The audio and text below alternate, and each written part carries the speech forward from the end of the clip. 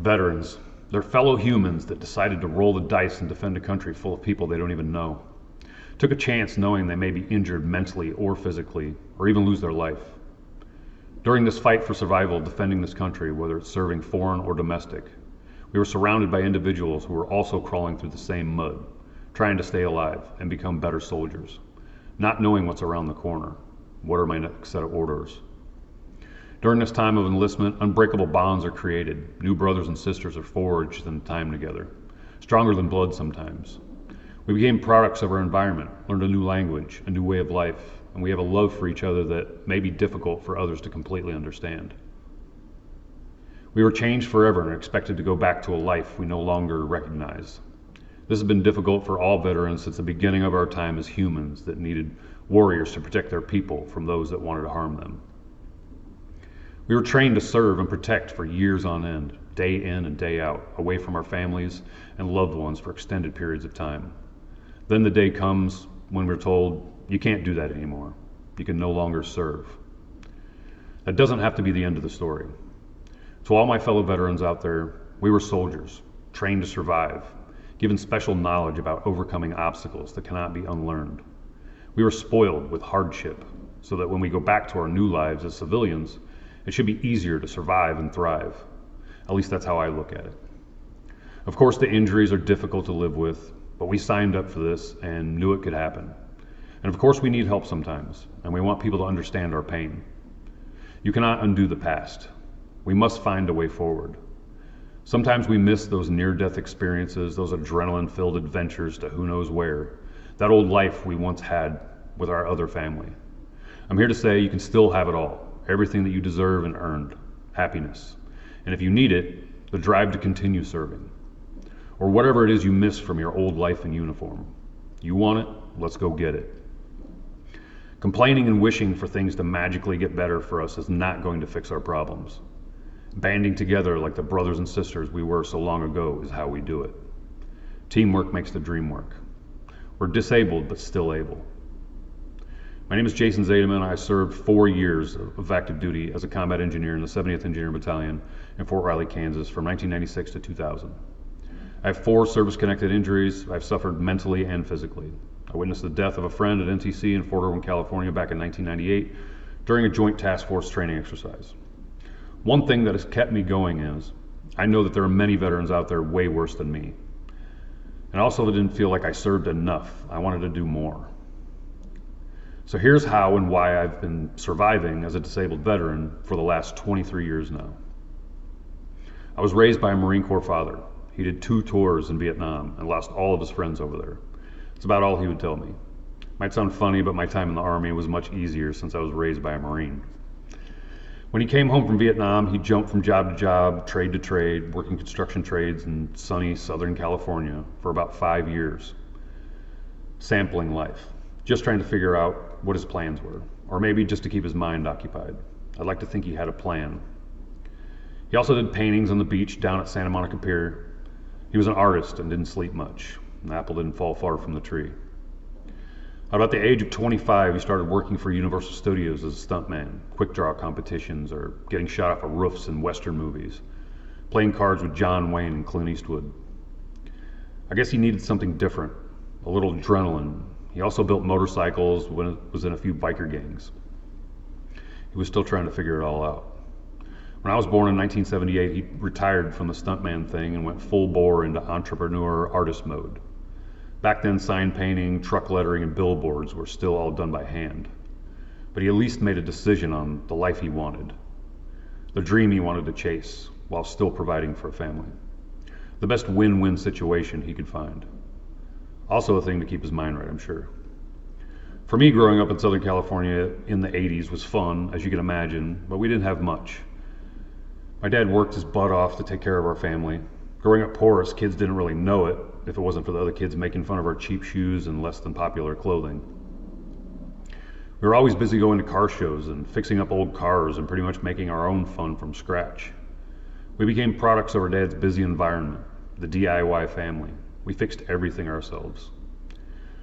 We also didn't have time to think of ourselves as less than fortunate and knew complaining wasn't going to solve any of our problems. Growing up with my explosive father that constantly had his ups and downs in life made me a bit silent and observant to his actions. I just did what I was told, didn't know why, I just did it. I just wanted to make my dad happy, and I didn't know how to do that, other than to try every day to follow any direction given, hoping there was a method to his madness. The biggest thing that always stuck out in my mind all these years was his interactions with other veterans.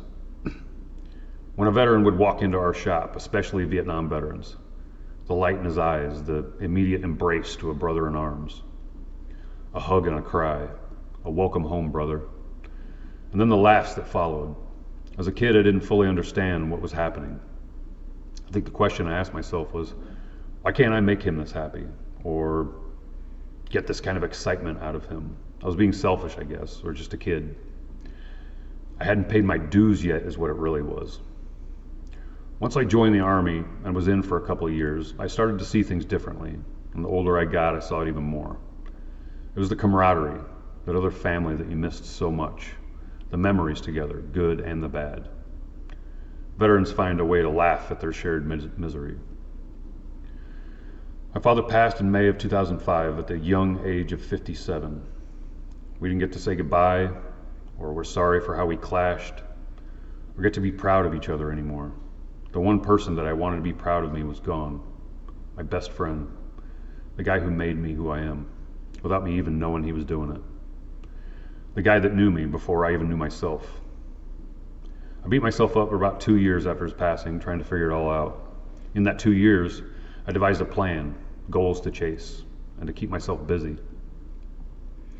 Without realizing it, I was doing the same thing that worked for my dad.